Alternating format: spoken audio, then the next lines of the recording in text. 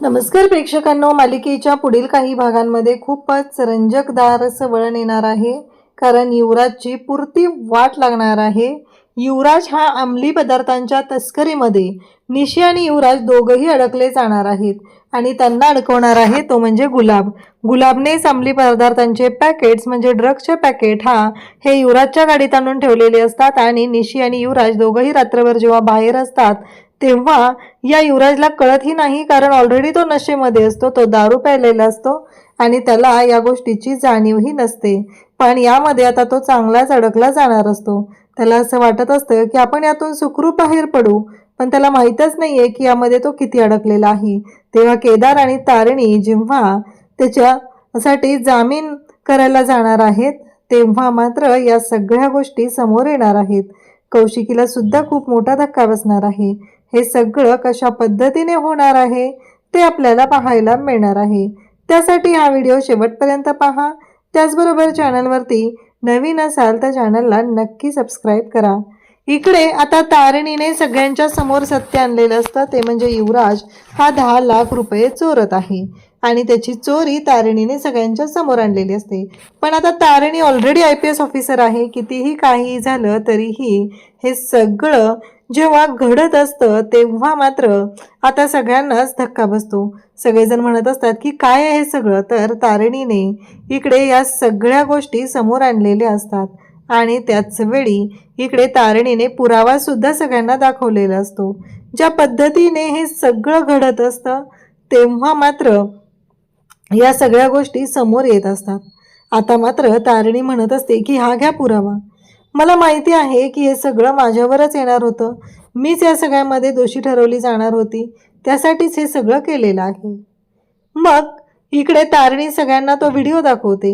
तारिणी म्हणते की हा व्हिडिओ बघा आणि मग त्यामध्ये स्पष्ट दिसत असतं, कारण युवराज म्हणत असतो की मी असं काही केलेलंच नाही आहे, मी काही चुकीची गोष्ट केलेलीच नाही असं युवराज सांगत असतो. आणि तेव्हा मात्र कौशिकी आणि सगळे तिथं असतात. तारिणीने जेव्हा तो पुरावा दिलेला असतो तेव्हा मात्र तारिणी आता पाहतच राहते, कारण जेव्हा या सगळ्या गोष्टी घडत असतात तेव्हा मात्र तारिणीला विश्वासच बसलेला नसतो की हा युवराज. घरातले सगळेजण म्हणत असतात की काय बोल ना, आता आता बोल काय बोलायचंय ते. तेव्हा युवराजच्या बाबतीत सत्य ऐकल्यानंतर कौशिकीला राग येतो. कौशिकी म्हणते काय चाललंय युवराज, तुला पैसे हवे होते तर तू सांगायचे, पण 10 लाख रुपयांचं काय केलेस एवढं. तेव्हा युवराज सांगू लागतो की हो, मी युवराज खांडेकर आहे, पण किंमत काय आहे, मला साधी 1000 रुपयांसाठी सुद्धा मला तुझ्याकडे भीक मागावी लागते. मला माझे पैसे मला स्वतःला खर्चता येत नाहीत. या सगळ्या गोष्टी तुझ्यामुळे होत आहेत.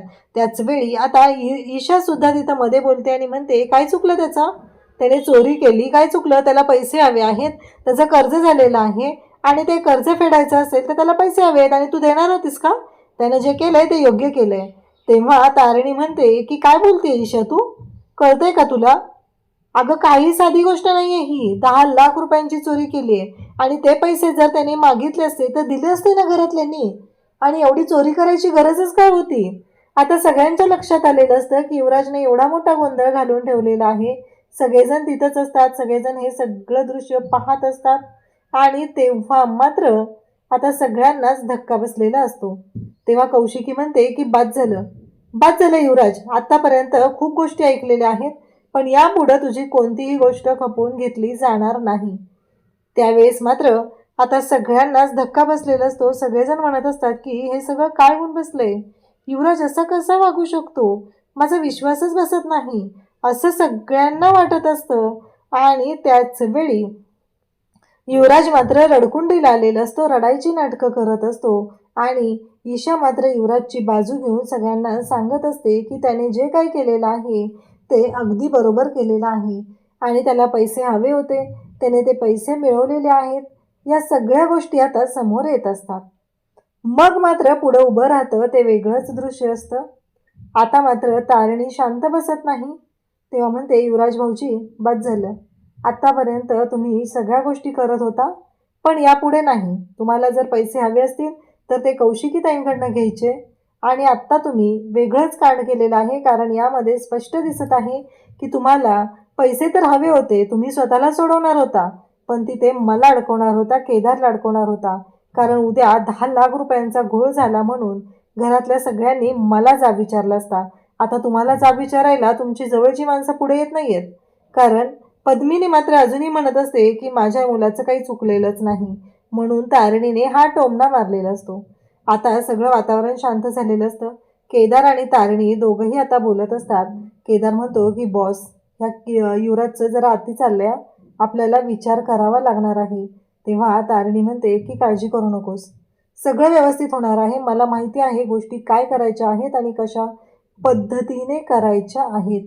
हे जेव्हा चालू झालेलं असतं तेव्हा मात्र इकडे निशी म्हणत असते की कौशिकीताई कुठं गेला असेल युवी, कारण युवराज घरातून बाहेर गेलेला असतो.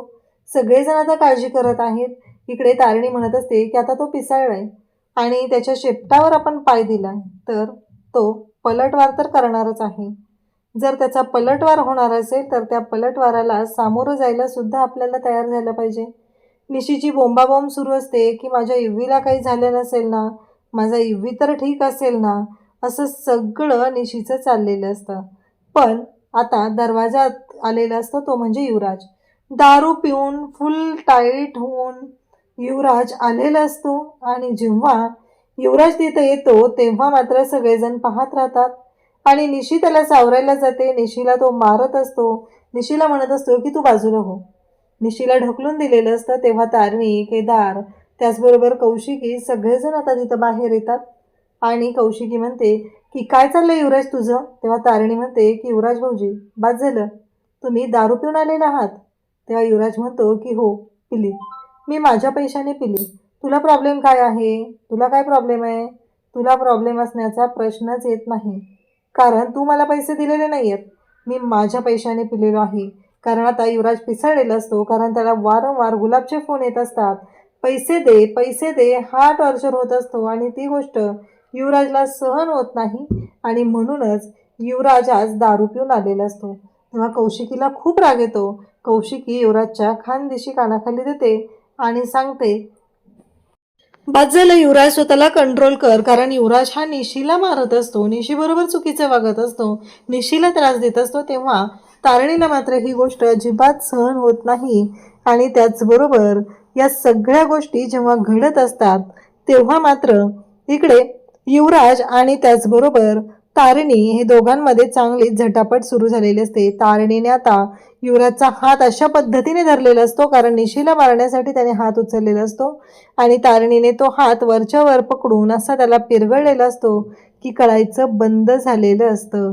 आणि त्याच वेळी इकडे तारिणी म्हणते की बाद झालं, आत्तापर्यंत खूप गोष्टी ऐकलेल्या आहेत, खूप झालेलं आहे युवराज भाऊजी, पण बास, यापुढे या घरातील कोणत्याही बाईवरती हात उचलला गेला तर मी ते सहन करणार नाही, असं म्हणत तिने युवराजला चांगलीच लायकी दाखवलेली असते आणि हाताला धरून घराच्या बाहेर काढलेलं असतं.